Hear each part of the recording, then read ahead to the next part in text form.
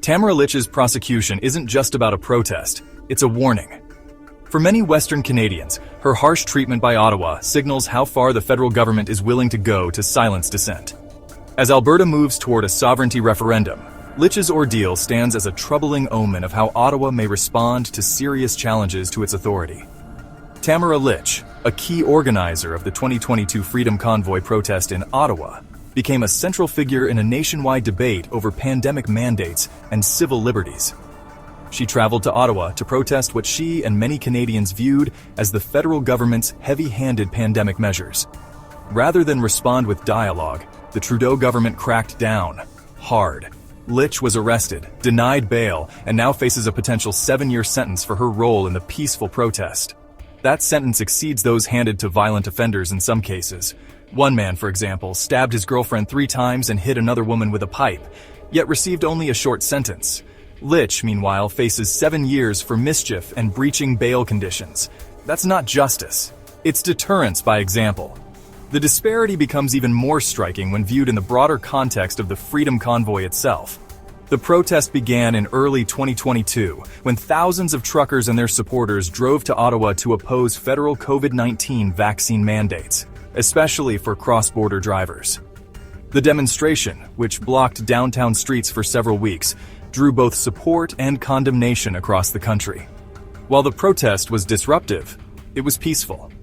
That stands in contrast to the leniency shown toward other protest movements that involved far more dangerous actions.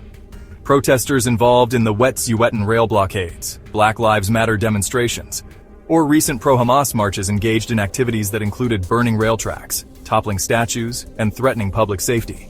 Yet many escaped charges entirely, or received minimal penalties. In Lich's case, even honking a horn has been treated like a criminal conspiracy. So what exactly did Tamara Lich do? She helped organize a peaceful protest. She spoke out against government overreach. She called for a meeting with the Prime Minister. That's it. The trucker-led convoy that she helped inspire emerged in response to a final, baffling mandate that cross-border truckers be vaccinated against COVID-19. This came long after it was clear the vaccines didn't prevent transmission. The mandate was political, not scientific. The truckers knew it. Ottawa knew it. Yet instead of backing down, the Trudeau government doubled down. And this wasn't an isolated example of government excess.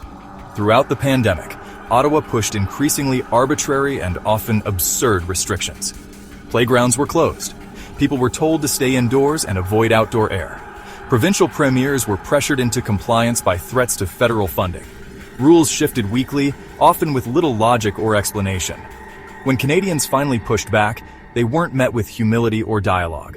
They were met with insults. Trudeau had earlier described unvaccinated Canadians as often misogynists, also often racists, questioning whether society should tolerate these people. Remarks widely seen as contributing to the hostile tone later directed at convoy protesters. He refused to meet with them. He retreated to his cottage and then reached for the Emergencies Act, the first time it had ever been used in Canadian history, raising serious civil liberties concerns across the political spectrum. It froze bank accounts, targeted private citizens, and brought down the full weight of the state on people who were engaged in peaceful civil disobedience. The legacy media echoed the government line, portraying protesters as dangerous extremists. The Ottawa police became aggressive. Even the Chief Justice of the Supreme Court made comments that blurred the line between judicial neutrality and political messaging. The signal was unmistakable. Dissent would not be tolerated. Why such an overreaction? Because the protest threatened not public safety, but political control.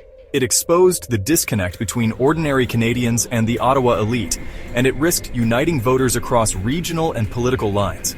So the federal government chose to make an example of Lich. In doing so, they sent a chilling message.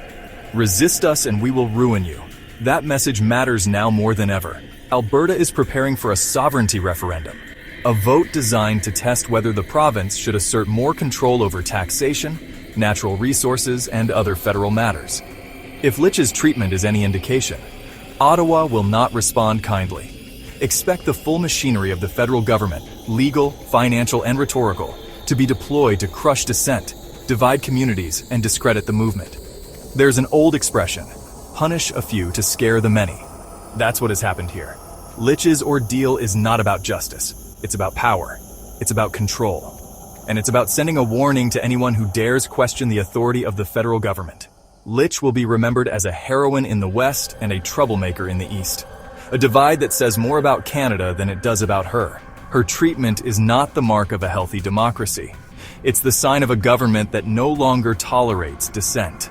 And it's a very bad omen for Western Canadians who still believe in the right to speak out, stand up, and say no.